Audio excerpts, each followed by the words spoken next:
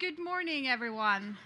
What a pleasure to see so many of you being interested in decarbonization and the funding opportunities that we have for maritime. My name is Ada Jakobsen, and I'm the CEO of Maritime Cleantech. So, let's start with innovation. The potential rewards of groundbreaking innovations and the future business models in green maritime development are high, but so are also the unknowns and the risks. A robust regulation and incentive structure is key to enable a thriving ecosystem that can deploy and in turn scale the technology necessary to reach the climate goals. And you have all seen that the European Union is starting, or have already been starting for some while, to regulate shipping in different ways. From fuel EU Maritime and the emission trading system to ship recycling and corporate sustainability rules. Brussels sets a clear course, also impacting the IMO development that we've seen in recent time. At the same time, these EU policies come with corresponding EU innovation and financing, with funding now being available for ship owners, tech companies, and research institutions in bigger ways. The EU is helping the shipping and maritime industry, cutting emissions, boost safety, and strengthening European competitiveness.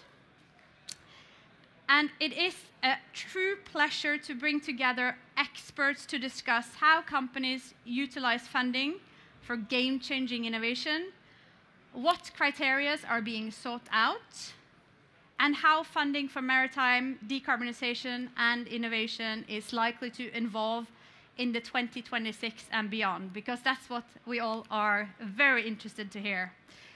So let's get started. And I have such a great panel, and when we prepared for this talk and we said no slides, there are so many cool things that we want to show you. So we did a little bit a creative freedom. So we'll let each panelist have a 4-minute pitch on their expertise and how they're seeing the field right now. So first up, it is a pleasure to introduce Iannis Voutsinos, who is a partner from PwC and who is a true expert on how EU funding can support maritime innovation. Welcome, the stage is yours. Thank you for inviting me. Good morning to everyone. I'm Iannis Voutsinos, Head of EU Funding for Innovation Incentives of PwC, Greece and Central Eastern Europe.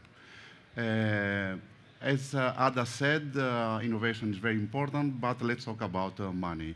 EU ecosystem, European Commission supports all the innovation activities, especially in maritime sector, and we have a lot of opportunities for different kinds of projects. So I have to use the presentation. In PwC, we have a long experience and deep knowledge of the EU funding ecosystem and how we can approach this ecosystem using the right project, the right funding tool for our project.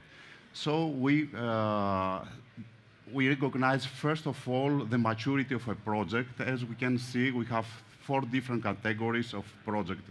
We have to see an innovative project in which stage actually is at this moment is an R&D and prototype, pilot, demo, or a project in deployment and commercialization.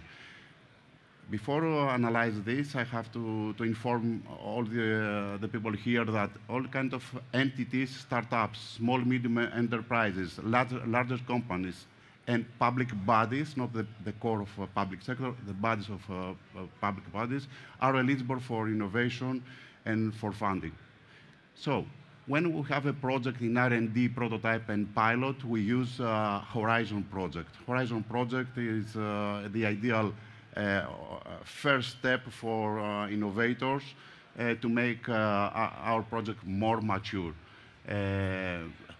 Then we can see that we have Innovation Fund and Connective Europe Facility. Innovation Fund is a new funding tool. The last 4 years presented from the EU Commission. The most important is it covers also the CapEx of an investment. It's very important. And Connective Europe Facility, it's similar and for more mature project, and we need the interconnection from different countries to submit in this project. We have more, as you can see, but the most important are the first three. Let's analyze what is the Innovation Fund and what type of project this funding mechanism covers. First is the general decarbonization project. We have three different types, from small, medium, and large scale, based on the CapEx, the funding gap and the CapEx that we request from the EU Commission. Then we have Cleantech manufacturing projects. Over there, this type supports construction and operation of manufacturing facilities for innovative Cleantech technologies. And last but not least is the pilot project. Is a very important for innovators project, high innovative, disruptive, and breakthrough technologies in decarbonization are eligible to submit on this.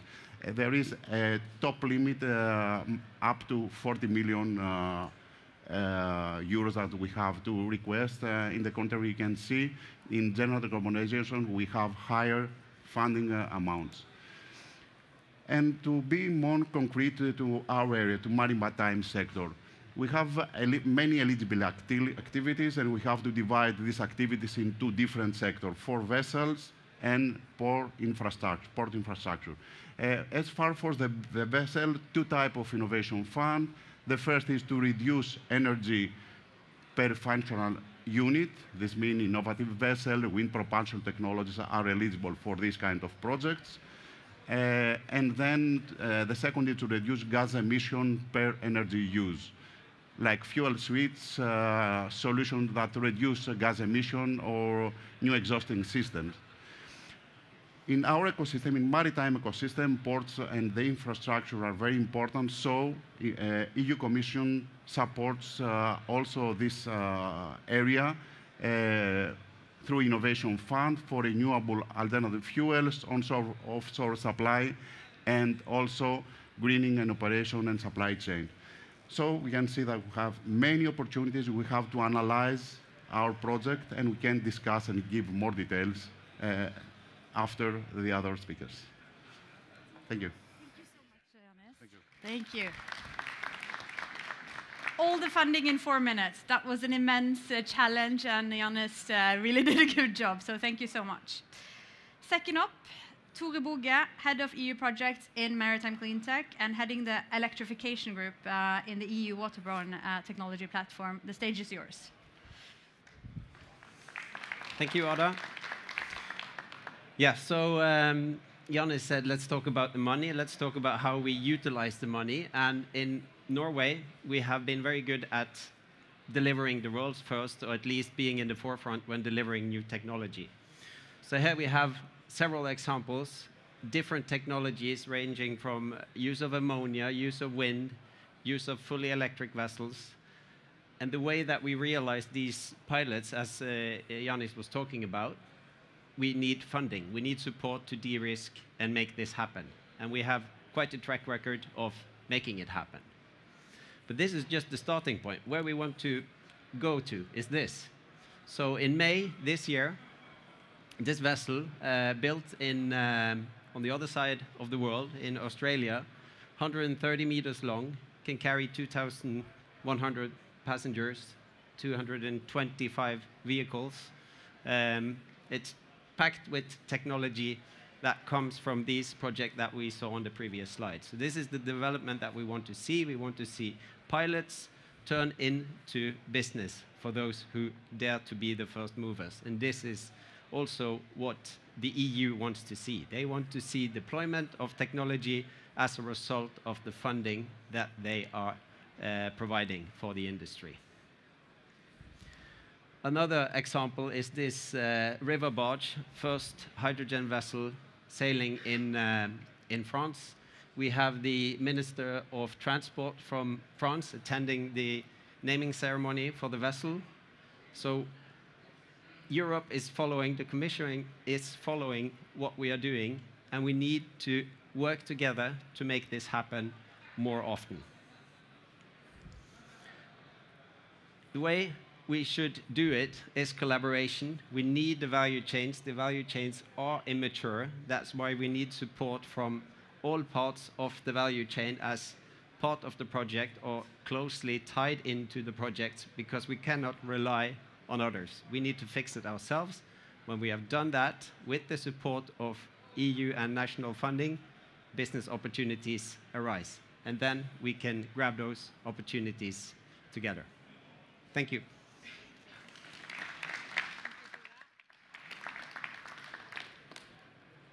Let's move on to even more practical examples. We have picked two very interesting innovation projects and the deployment from two different segments. And first, we will hear from Tarjei, Kråkenes, and Wallenius Wilhelmsen. Thank you, Ada. Thank you.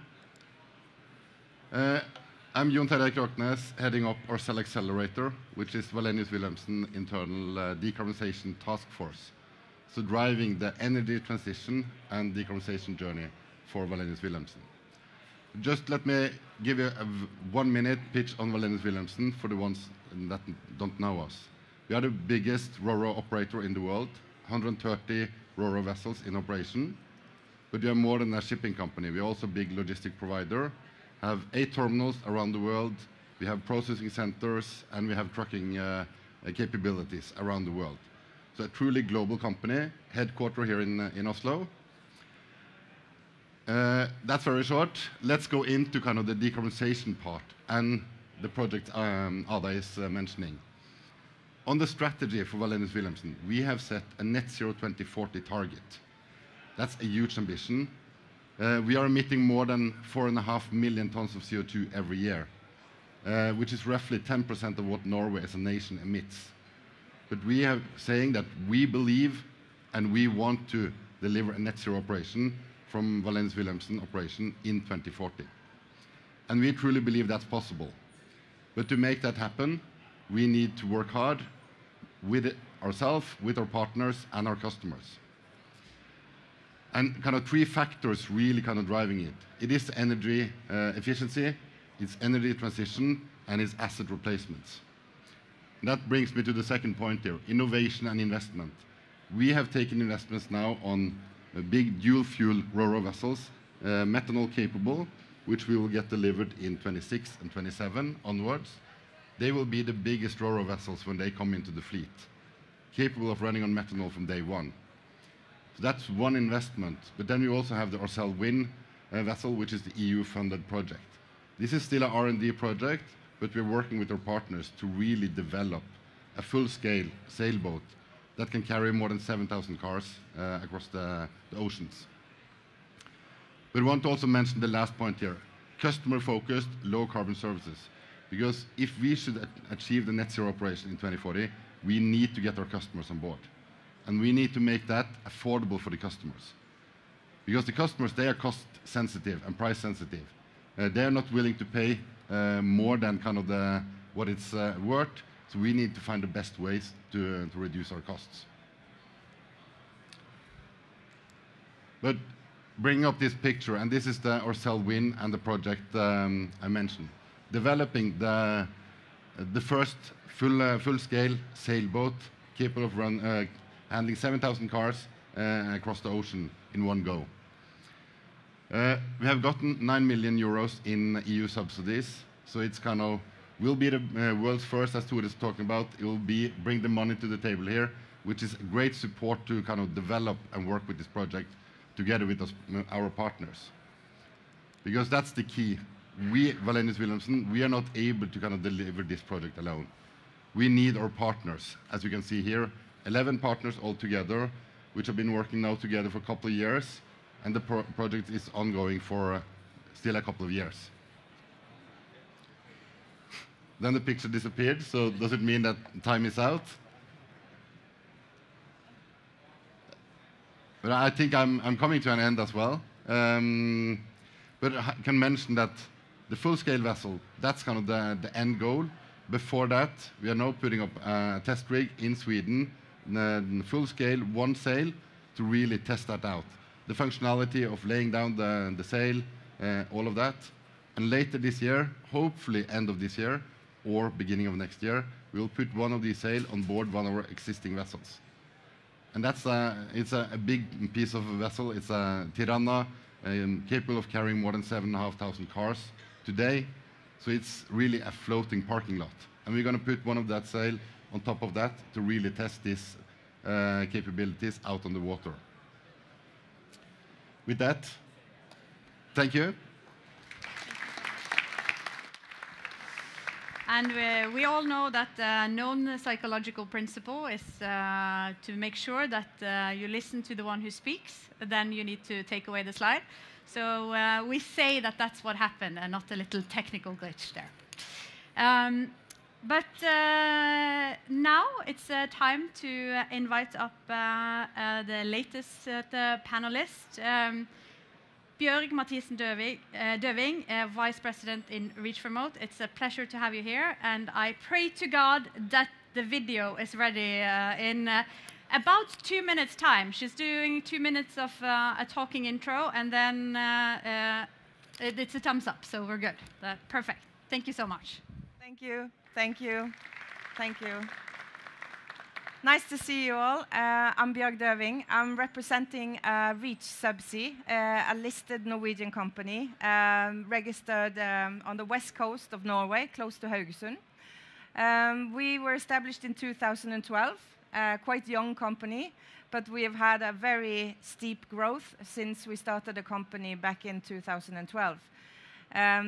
The company was founded with 3 boys and girls, and has grown now from 4 people to 500 internationally over the last 12 years.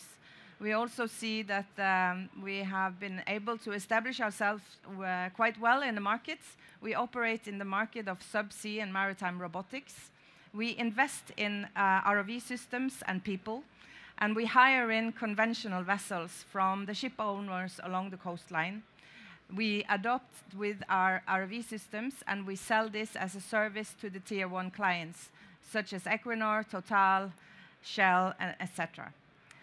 We were looking for a more sustainable solution to offer our services. When you use a big conventional vessel, 100 meters long, you have at least 25 of the maritime crew. In addition, we put on the project crew. It's quite a OPEX incentive setup, and it's also very CAPEX incentive to get into the market. We were looking for a smarter way of doing ROV operations. We needed the ROV to be transported to the operational site. And we were looking for a vessel that was special made for transporting the ROV system. We only needed a surface vessel to power up the ROV. And the technology investigations brought us together with Kongsberg Maritime. And you all know Kongsberg Maritime as international technology provider. And they said to us, we can build you a vessel 24 meters long that will have the only purpose of supplying the ROV system with power. No people on board, not a single bedroom, no galley, no place for people on board, just a pure drone for the future. So if the video is with us, you will see 45 seconds of what has been the longest 5 years of my life. I have been having nightmares of the vessel lying upside down, but I am so happy now to be able to present that the vessel that we built has done now a pilot project together with Equinor and Shell and Total Energies in the North Sea. She's been operating in 20 meters per second wind. She's been deploying the ROV in 3.5 meter significant wave heights. She has done 44 days of work on her first journey with no failure. We have done 36 dives with the ROV system with no technical breakdown. So the whole project is a master success, and I'm just in shock. So I hope that you will get a glimpse of what I have been a part of for the last 5 years, and I hope the video works. Sound? Built a strong foundation on safety, sustainability, and close collaboration with academia and industry. With Reach Remote, we took a bold step to innovate.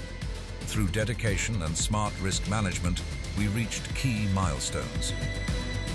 A successful pilot project run with several major energy companies proved our full capabilities. Now, we're ready to deliver safer, more sustainable subsea solutions across our entire fleet. Reach Remote. The future is now.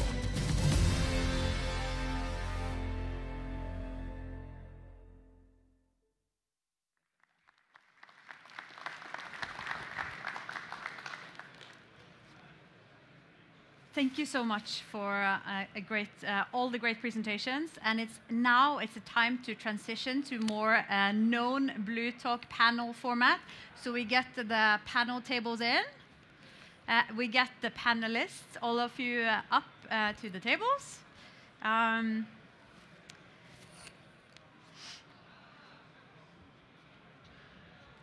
And I think after that video, it is only kind of natural to pick up where we ended, Bjørg, and go into depth on Reach Subsea's development of this cutting-edge technology, but also way of doing operations.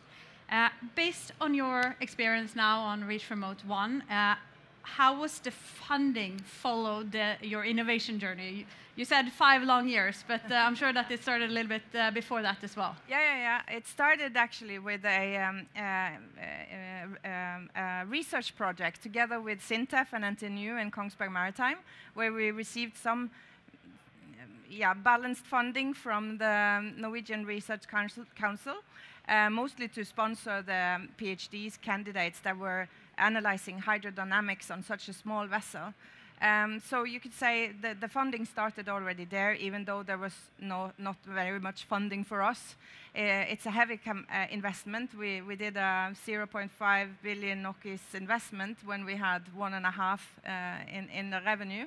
And we also became partnered in the SFI Autoship project that is also partly funded.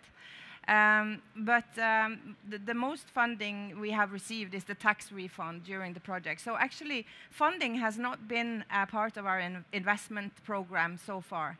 So when we did the CapEx investment for the Reach Remote, as you saw on the movie, we did not have any funding for that.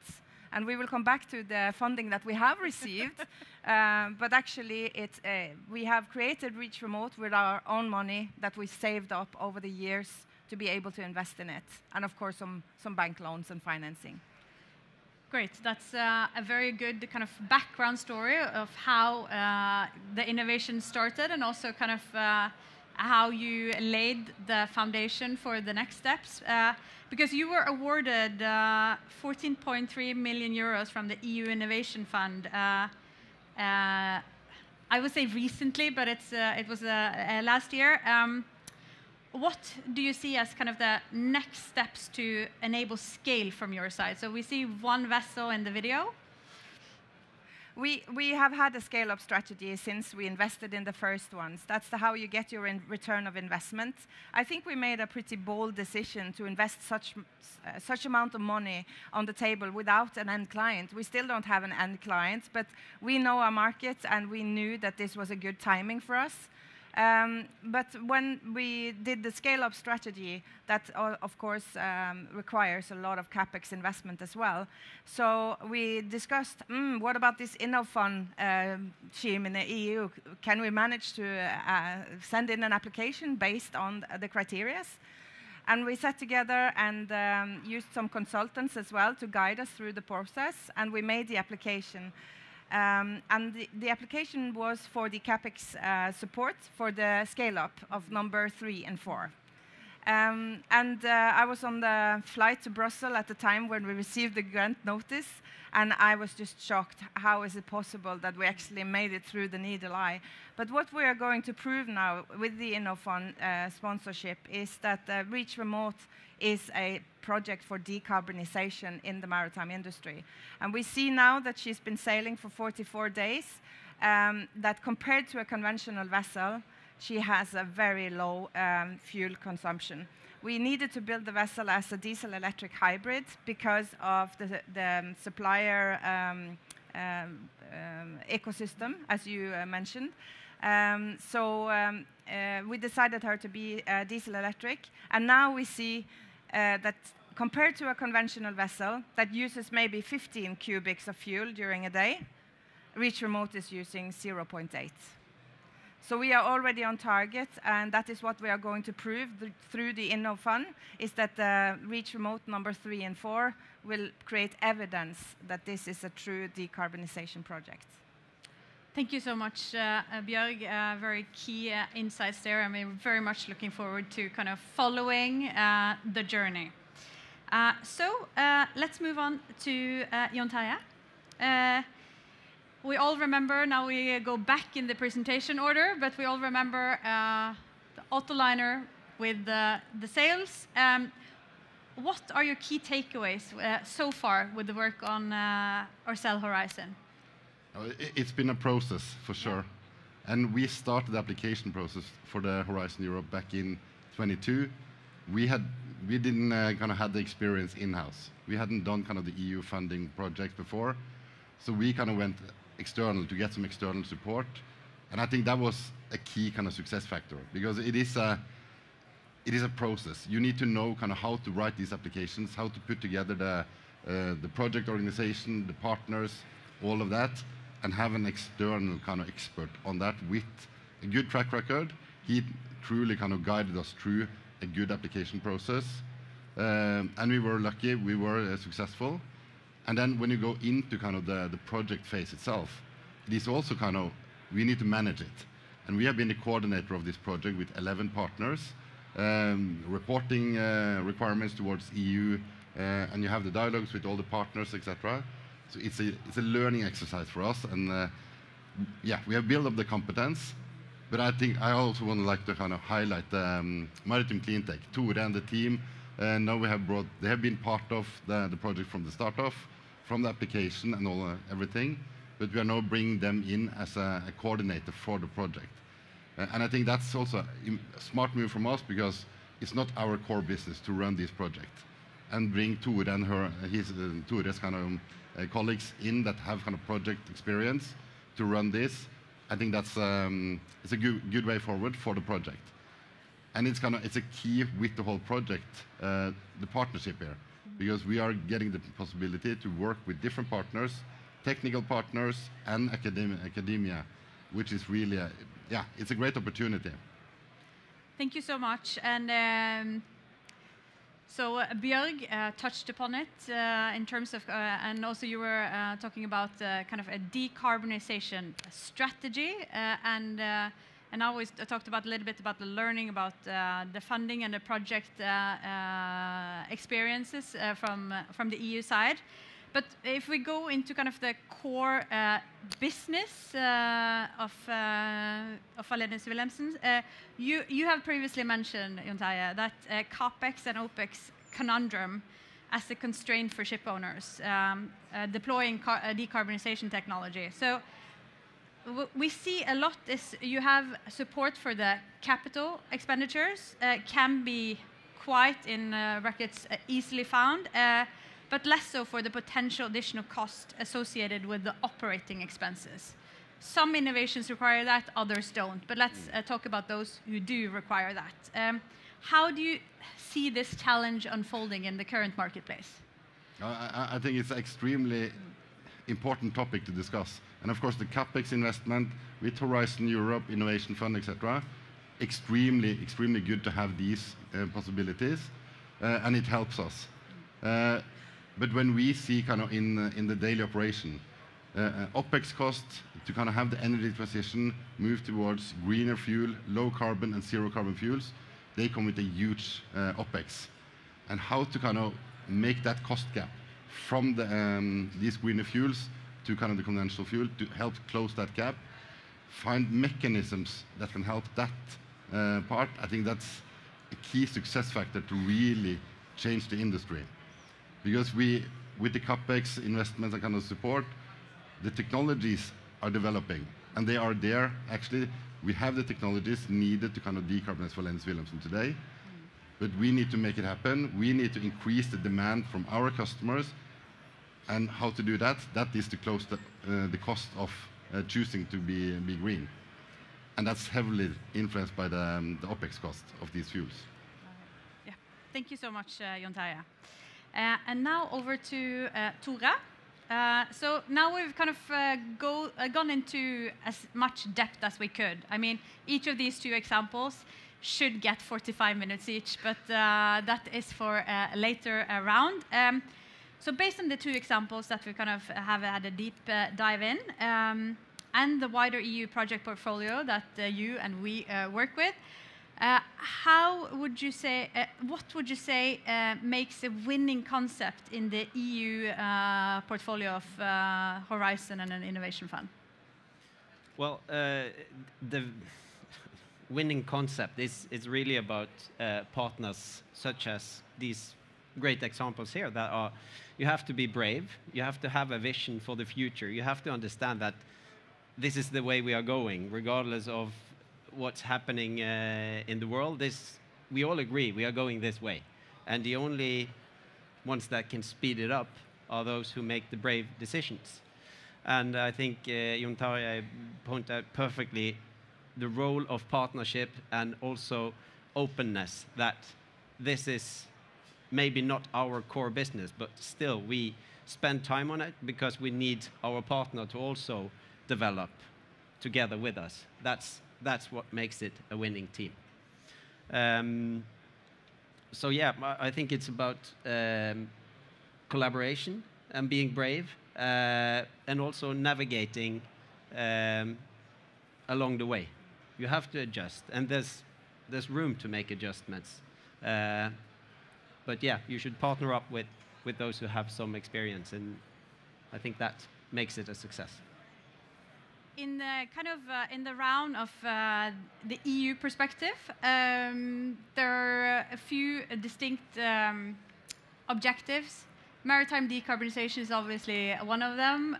Another one is European competitiveness.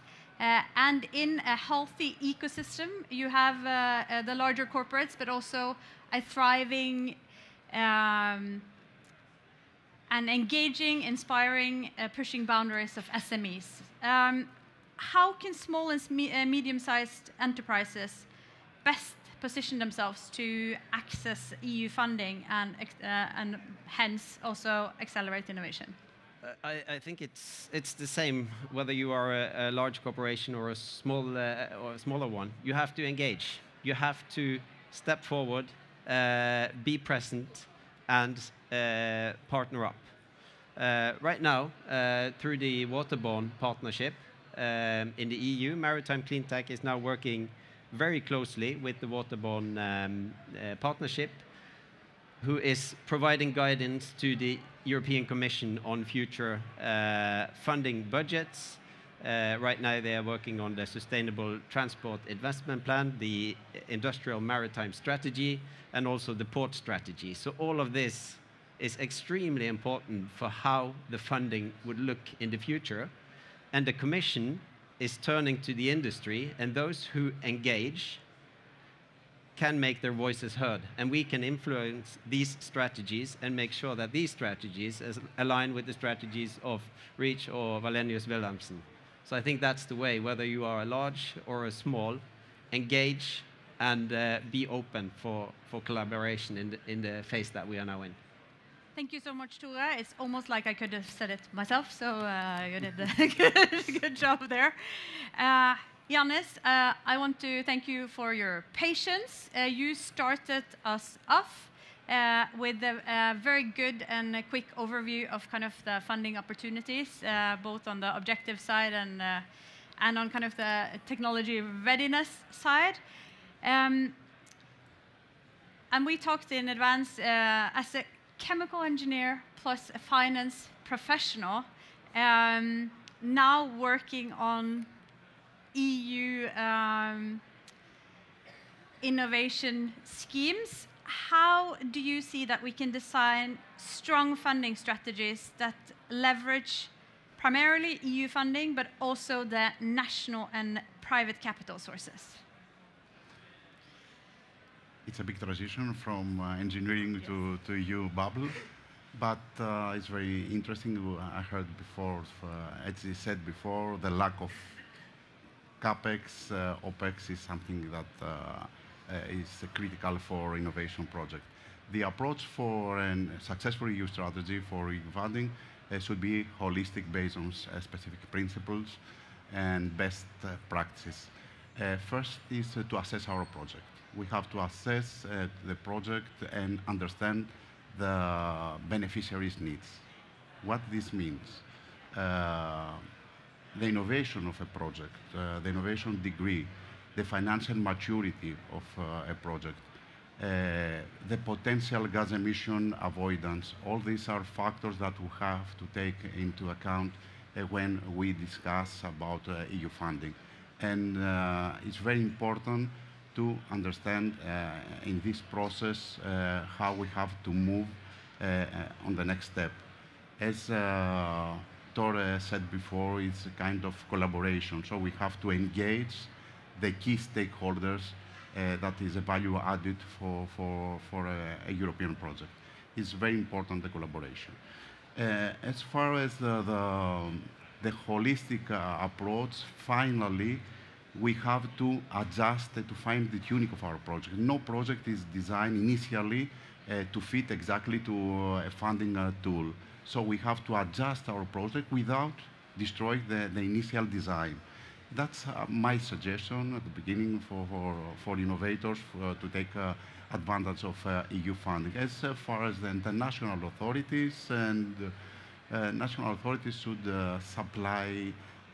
support their assets, their potential assets from EU ETS to innovators for innovative EU projects, and it's the most important. As far as the private investors, usually they are attractive already from projects that have already established EU funding through the typical mechanism, so it's easy to approach private investors for our project.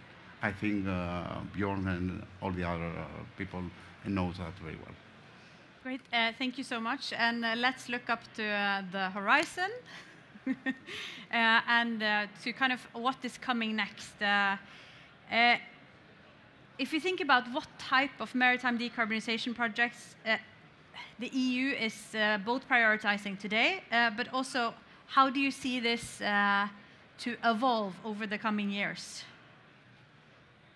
The already awarded projects, it's a kind give us a clear overview from the situation, and mainly wind propulsion, as Jon said, projects are the priority from EU Commission. Is very important also to stress the alternative and green fuel like biofuels, hydrogen, ammonia. These are very critical for the EU Commission, and it will be supported with additional funding. But the most important is that the EU ecosystem supports the whole value chain for fuels, starting from the production, the use on board, and the end of life of the fuels. And then the hybridization, electrification, batteries are a next very important step. And then digital project, digital tools, the use of AI will be very important, like digital twins are very important, will be very important for us. All these all these actual tools could be used, is very important to give this comment to the audience, could be used during the retrofit, as a retrofitting, or during the building of a new building for the maritime sector. These are the most important points and key to open the door for EU funding. And Tarjei has one extra comment. if I may add, am my mic on? I'm not sure. Yeah, if I may add to that, I second that. Definitely, digitalization is a part of everything moving forward, and also within the EU. And speaking to Brussels and the waterborne team, they say that this European Commission that we have now, they call it the Deploy Commission. They want to see deployment. So Innovation Fund, number 3 and 4 of the REACH vessel. They want to see scale, they want to see results of funding that has already been put in. So I think deployment is a key word going forward. Thank you so much, Tore. And let's do kind of a last quick round for all, but I think you already answered it, Tore, so it was a good kind of warm-up. Because, again, you guys are the experts. You have been through the projects and seen kind of where we get accelerated innovation and the speed that and for the deployment that we're all looking for. If you had one message to send to Brussels for the maritime industry, what would it be? Tore have kind of already answered it. Tarjei? No, but the CapEx Yes. thing we have talked about is one good element. But I'll add one more, actually, because also the regional limitations of projects. We are a global company, and if we kind of want to use the Innovation Fund, for example, we don't want to limit these vessels to kind of operate within European waters. We want to have them operating globally. And we need to kind of look at the decarbonization challenge in a global context. So to not kind of limit with regional requirements, I think that would be a good ask to put on the table. All right. And I just support you on that. That was actually my comment, because we are limited to operate in Europe with the 2 vessels, and that's hindering our commercial opportunities. Yeah. So I think we need to see from, as you say, decarbonization in a worldwide perspective. All right. Thank you so much. And lastly, Iannis? Last comment from my side. EU Commission should invest to first mover innovators, spend higher amounts for their innovation, so should be supported from the EU Commission and national authorities. In addition, the simplification of the process and the regulation. Simplification on the funding mechanism, simplification of regulation, and both parts, both areas should be aligned. And last but not least, we have to invest in the upskilling and reskilling of people. An increasing problem for Europe. We need the upskilling of the actual workers, and this is very important, and it will be a priority, I think, on the next MFF for the EU Commission. Okay, thank you so much to the panel. I mean, we have covered many things in this panel. Thank you all so much for joining us, and let's build new EU partnerships accelerating the transition. The exciting agenda here on the Blue Talk scene continues. At 12, you can learn more about the EU project STESMAT, which is demonstrating a new power system for large vessels, improving energy efficiency, and enabling full integration of battery and fuel cells. So stay tuned here. If you are interested in talking to the panelists, they might be hanging around a few minutes around the Maritime Cleantech stand. So I invite you to kind of ask any additional questions that you have here. So then please join me in applauding and to say thank you to the 4 experts here.